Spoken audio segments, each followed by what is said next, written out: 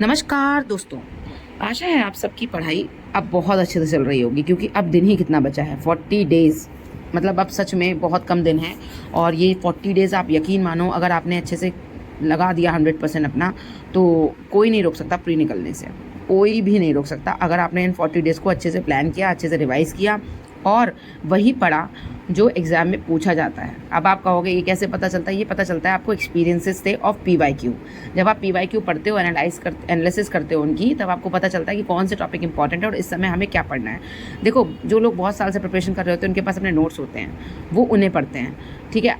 जो लोग नए आते हैं वो सेम सोर्सेज को बार बार पढ़ें। मेरी तो यही सबसे ज़्यादा मैं बार बार एक ही चीज़ कहती हूँ, मेरा फोकस हमेशा रहता है कि आप सोर्स कुछ भी रखो। किसी के अपने नोट्स हो सकते हैं, किसी के पास बुक हो सकती है।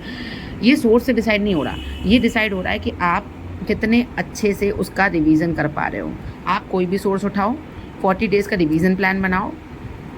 पूरा रिवीजन प्लान आपके टेबल पे होना चाहिए कि मुझे इन 40 डेज़ में क्या क्या रिवाइज़ करना है, कितने दिन में करना है और कैसे पढ़ना है, किन सोर्सेज से पढ़ना है। एक ब्लैंक कागज़ लो, उस पर लिख दो कि इस चीज़ के लिए मैं ये पढ़ने वाला हूँ, आज मैं ये। एक पूरे वाइड 40 डेज़ का प्लान बना लो और प्लस डे वाइज प्लान बनाओ। डे वाइज प्लान बनाने से क्या होगा, आपको लगेगा कि मेरे पास दिन बहुत कम है और प्रतिदिन मैं अपना 8 से 10 घंटा अपना टारगेट जो रखा हूँ या रखी हूँ उसको समेट दूंगी रात तक। सोने से पहले वो टारगेट कंप्लीट होना ही चाहिए।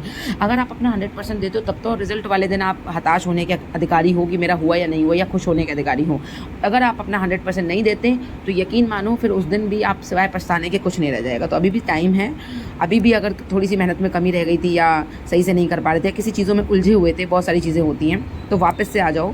और जैसे मैं ये लिख रही हूँ ऐसे ही आप भी एक पन्ना लो और उस पर लिख लो पूरे 40 दिन में आपने क्या पढ़ना है। मेरे पास लिखा हुआ है कि मुझे पूरे 40 दिन में क्या करना है। ये मेरा डे वाइज आज 42 डे मतलब डेज़ अब बचे हैं। एग्जैक्ट 40 डेज़ की स्ट्रैटेजी यही है, लेकिन अब आज देखा जाए तो आज 42वां दिन है। तो मेरा आज का प्लान ये है कि मैं हिस्ट्री पढ़ूंगी, किरण से रिवाइज करूंगी। अगर आपके पास किरण आपने नहीं पढ़ रखी तो आप एंड मोमेंट पे लेके मत बैठो।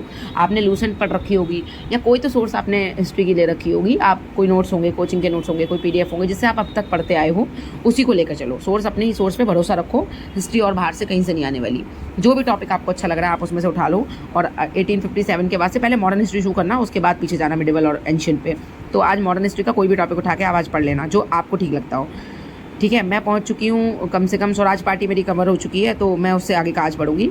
मेरा पॉलिटी का चैप्टर DPS भी करना है मुझे, जबकि मैंने पंचायत कर चुकी हूँ और प्रेसिडेंट कर चुकी हूँ, वाइस प्रेसिडेंट कर चुकी हूँ, सुप्रीम कोर्ट कर चुकी हूँ। तो ये छोटे छोटे चैप्टर्स निपट चुके हैं मेरे, तो ये मैं आज DPS भी लेने वाली हूँ। पर मैं आगे फिर भी रिवाइज़ करूँगी। मैं अपने शेड्यूल में सारी चीज़ें जो मैंने पहले पढ़ रखी है ना, वो आज से मेरी दोबारा रिवीजन में आएंगी। तो मैं आपसे डेली ये शेड्यूल शेयर करूँगी और मेरी तरह ही आप भी अपना रिवीजन प्लान कर सकते हो कि कैसे करके आपको टॉपिक्स इंपॉर्टेंट लेके ही चलने हैं और सेम सोर्स रखना। सोर्सेज मतलब अब कोई और देखना, चाहे कोई कितना भी बोले कि उसकी सोर्स बेटर है, PDF की भरमार पड़ी हो, पर आप सच में मत चुनना, आप अपने ही सोर्स पे भरोसा रखना।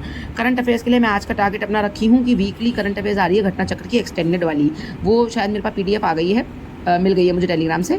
तो मैं वो PDF लेके, क्योंकि देखिए करंट अफेयर्स के लिए आपको PDF लेना ही पड़ेगा, अभी कोई मैगजीन मार्केट में नहीं है, तो वो वीकली आई हुई है, तो जुलाई उसमें कवर्ड है। तो मैं जुलाई तक का करंट अफेयर्स आज जितने सारे पेजेस है उसमें कोशिश करूँगी कंप्लीट करने का।